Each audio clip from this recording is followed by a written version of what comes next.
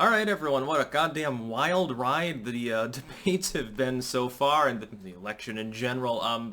The level of chaos is unheralded. I'm looking at like early voting results, mail-in ballots included, I believe, early. Looking at preliminary tallies there.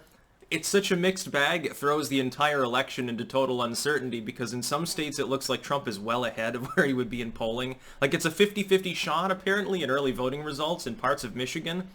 Biden must be real goddamn unhappy because supposedly he's like 7-8 points ahead and most of his people don't intend to show up in person. He'll probably lose. Meanwhile in Florida it's much closer. The Dems outpacing themselves a little bit. Keeping in mind, of course, Trump is up in the polling there.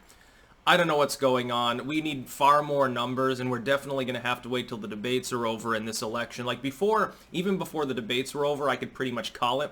It's a lot different this time. The level of chaos is a lot higher, but there won't even be a second presidential debate. The commission, after several days of trying to wrangle around and get Trump to agree retroactively to have a virtual-only format, the debate commission decided to say, well, I guess we won't have a second debate.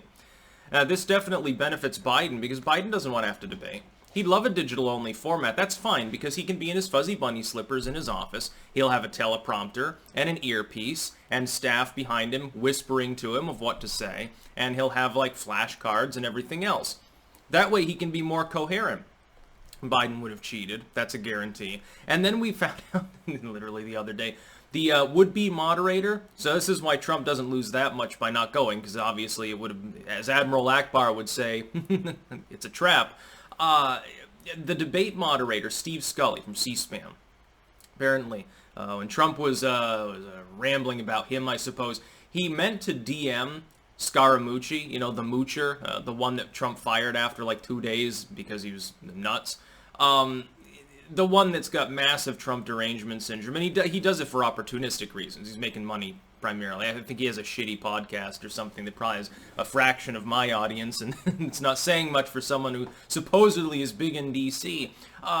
Interestingly enough, he meant to DM Scaramucci, asking him, well, should I respond to Trump? But instead of DMing, he accidentally put it there publicly. And then he rage quit, actually, temporarily took the account down, and now the tweets are protected, so he raged. He got caught out as explicitly biased. When you're asking Scaramucci for advice on how to respond to Trump, I'd say the fix is probably in.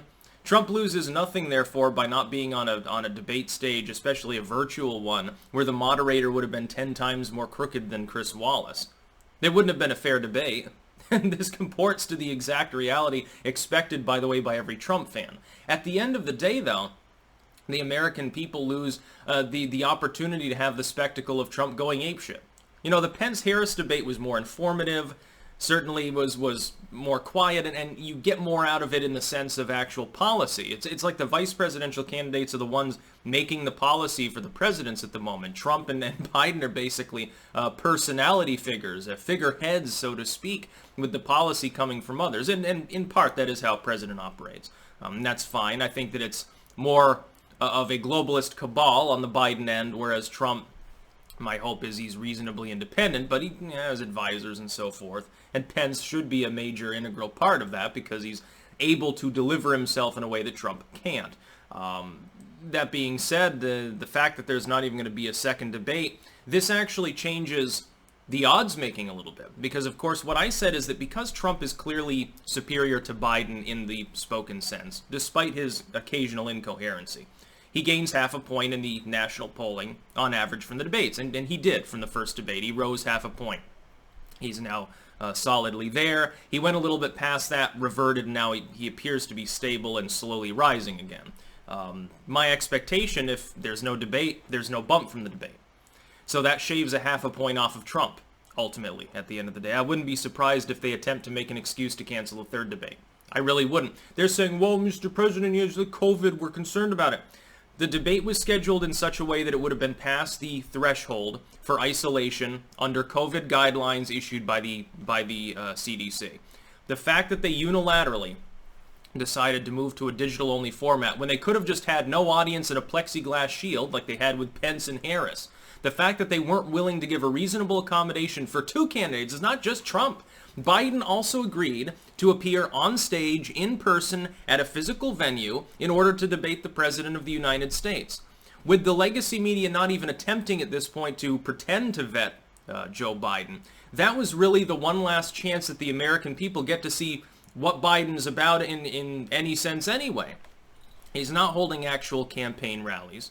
He's holding digital events only, largely, which nobody shows up to, even fewer people watch online for the most part.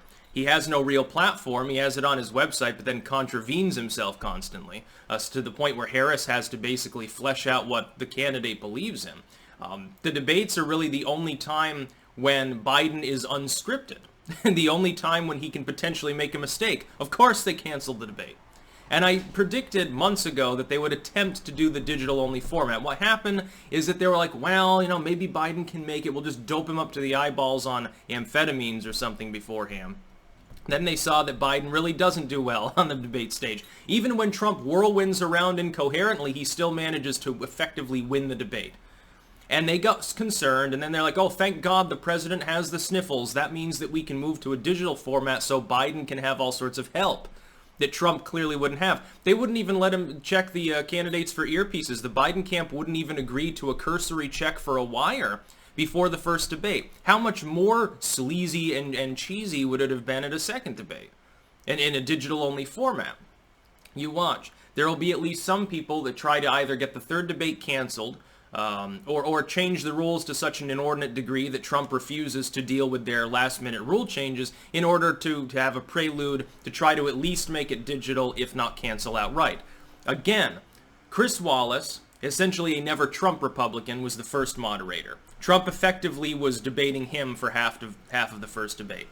Steve Scully is clearly and objectively and obscenely biased. We know that from his own activities on Twitter. He claimed he was hacked.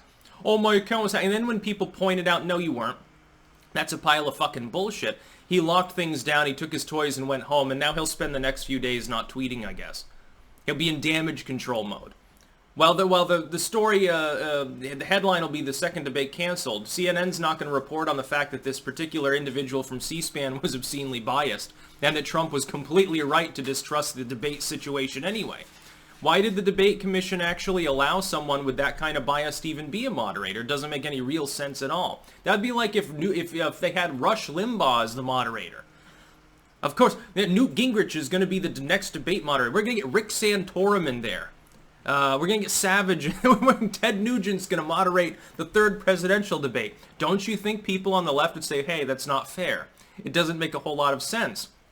This individual, this Steve Scully, obviously, again, you're trying to privately communicate with Anthony Scaramucci, of all people, who's literally at the forefront of I hate Trump.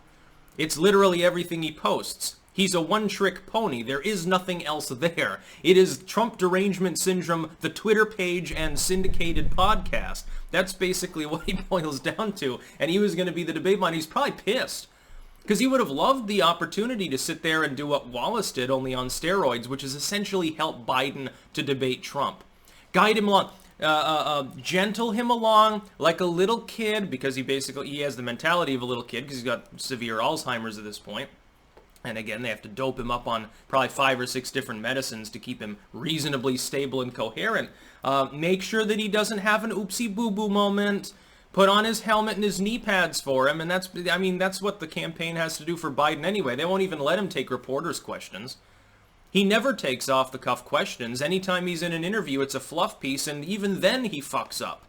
Now, what a great time this nation will have, having a president who's objectively more far gone than Ronald Reagan was in the last couple years of his second term.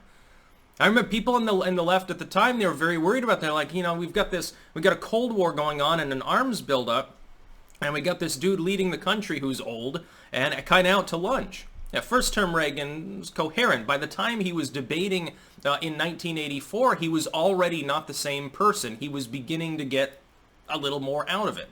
By the end of his presidency, even his own son claims he had symptoms of early dementia, which slowly progressed over the course of the subsequent years. Rather sad story, actually, because apparently, like, the Secret Service detail that was assigned to him when he was, pretty far gone, he was literally Alzheimer's, like, in the end stages, they would take, like, bags of leaves and throw him in his swimming pool, because one of the things he enjoyed doing was clearing the pool, and then he'd get bored and putter around, and so they would just put the leaves back that he had raked up. And because he had Alzheimer's, he didn't realize he had already pulled them out, and he enjoyed doing that multiple times a day, I guess. I guess towards the end of his life, it was Ronald Reagan, the rake man, but it's kind of sad. It's not really a funny topic, and, even with Biden, I don't wish it upon the dude, but he's demented. Let's just not mince words. He's got dementia. It'd be nice if he would acknowledge that fact, if he would acknowledge... Why doesn't he just tell his voters, hey, look, basically, a vote for me is a vote for Kamala Harris as your first female president. I'm gone. There's no way I'm going to last my first full term if I win. Do you honestly think he's going to be 82 years old and still both alive and with it enough to be in office without the 25th Amendment being invoked? I don't.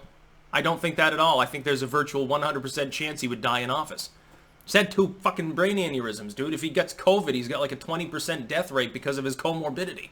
It's not like Trump because he's just a little bit tubby, a little bit overweight. He's sort of like Yana Arfada. He's sort of like our cats. Just a little bit chubs. He's not fully obese. He is 6'2", so, you can carry a little bit more weight when you're taller. But just watching the chaos of this election, especially with the unprecedented step of a literal cancellation of the second debate, which would have been substantive, and I believe a lot of it's foreign policy and security at the second debate usually.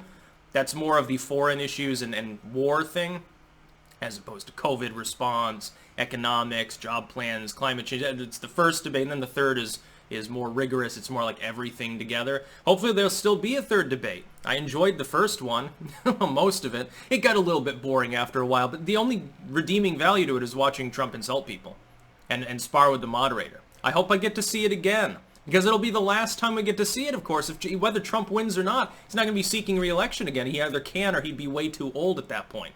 In fact, he'd be about Joe Biden's age. There's another reason to vote against sleepy, crazy Joe. That's about all. Peace out.